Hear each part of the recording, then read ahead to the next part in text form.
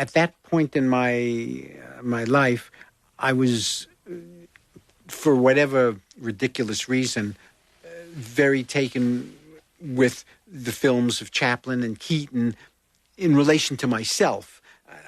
Not ridiculous that I'd be taken with their films; they're great. But I was trying to learn from them, to see what I could, and I had the idea that they were working in a silent era, and that was easier. Most people think that silent films were harder, silent comedies were harder, because you didn't have a voice, you couldn't speak. But silent films were easier. When you added the voice, it became much more complicated, and it's really the difference between checkers and chess. Without the voice, it's like checkers. It's much simpler. When you add the voice, and consequently both Chaplin and Keaton were killed when the voices were added, because it becomes much less abstract and much more real. Oh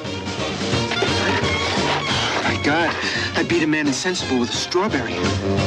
The idea also occurred to me that I would wake up in the future, and in the future, no one was allowed to speak.